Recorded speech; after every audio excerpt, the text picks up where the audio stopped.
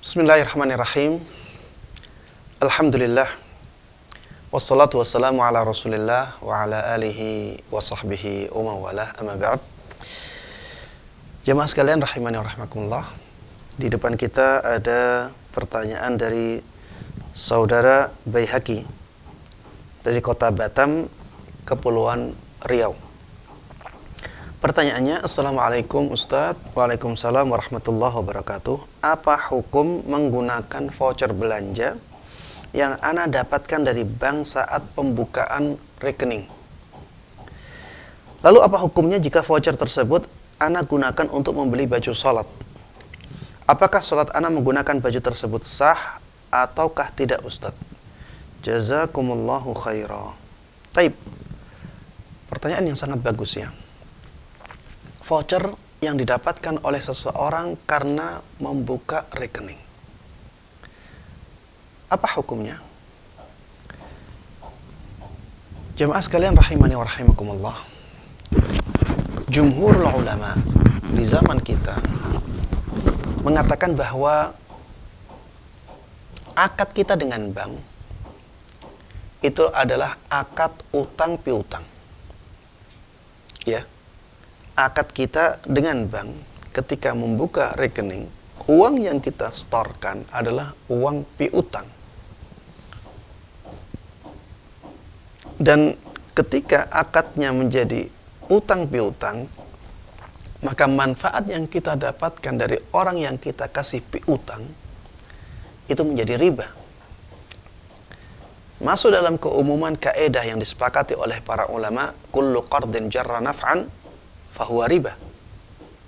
Setiap piutang yang memberikan manfaat kepada orang yang memberikan piutang, maka jadinya riba. Sehingga voucher yang diberikan oleh pihak bank yang mendapatkan piutang dari kita, ini menjadi riba. Dan riba dosa besar. Seharusnya kalau kita bisa menolaknya, harusnya kita tolak. Seharusnya kalau kita bisa menolaknya, kita harus tolak. Karena memanfaatkan riba, mengambil riba, ini sangat mengerikan ya, ancamannya di dalam Al-Quran. Alladzina ya'kuluna riba la yaqumuna illa kama yaqumul ladzi yatakhabbathu asyaitanu minal mas. Orang-orang yang memakan harta riba, dia tidak akan bisa berdiri nanti ketika dibangkitkan setelah kematiannya, kecuali seperti berdirinya orang yang kerasukan jin. Sempoyongan. Bahkan di dalam sebuah hadis disebutkan mereka nantinya dibangkitkan dalam keadaan seperti orang gila. Na'udzubillahi min dzalik. Ini ancaman yang sangat mengerikan. Ya ayyuhalladzina amanu taqullaha wa dharu ma baqiya minar riba in kuntum mu'minin fa in lam taf'alu fa'dhanu biharbin minallahi wa rasulih. Wahai orang-orang yang beriman, takutlah kalian kepada Allah, bertakwalah kalian kepada Allah, dan tinggalkanlah sisa-sisa riba yang ada pada kalian jika kalian benar-benar beriman. Apabila kalian tidak melakukan hal tersebut, maka umumkanlah peperangan melawan Allah dan Rasulnya. Na'udzubillahi min dzalik. Siapa yang bisa menang melawan Allah? Siapa? Kita. Kita sangat lemah sekali. Siapa yang bisa selamat melawan Allah dan Rasulnya? Ini ancaman yang sangat mengerikan bagi mereka yang memakan harta riba.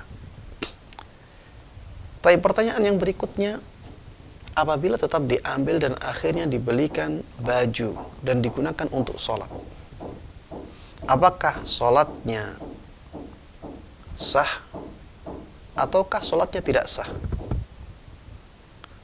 Jemaah sekalian rahimani wa rahimakumullah, ada perbedaan pendapat di kalangan para ulama dalam masalah ini. Ada yang mengatakan salatnya tidak sah. Kenapa? Karena baju itu syarat sah sholat. Baju yang menutupi aurat orang yang sholat itu termasuk syarat sah sholat. Kalau bajunya ini haram, seakan-akan bajunya tidak ada. Kalau seakan-akan bajunya tidak ada, berarti seakan-akan dia belum menutupi auratnya. Makanya sholatnya menjadi tidak sah. Sholatnya menjadi tidak sah, karena ini berhubungan dengan syarat sah sholat. Tapi ada pendapat lain yang mengatakan bahwa sholatnya sah, tapi dia berdosa. Sholatnya sah, tapi dia berdosa. Kenapa demikian? Karena pada kenyataannya auratnya sudah tertutup. Kenyataannya demikian. Auratnya tertutup. Ada baju yang menutupi auratnya. Adapun baju tersebut dari yang diharamkan, maka itu kembali kepada perbuatan orang itu. Sehingga kita katakan sholatnya sah karena memenuhi syarat rukunnya, tapi dia berdosa ketika menggunakan harta yang diharamkan oleh Allah Subhanahu wa ta'ala. Ya, dan pendapat yang kedua ini pendapat mayoritas ulama, dan saya lebih condong ke pendapat yang kedua. Ya, jadi sholatnya tetap sah, tapi dia berdosa. Ya, dan dosa dia ketika melakukan riba atau menerima riba atau rela dengan riba, ini merupakan dosa besar yang harusnya dia taubati. Ya.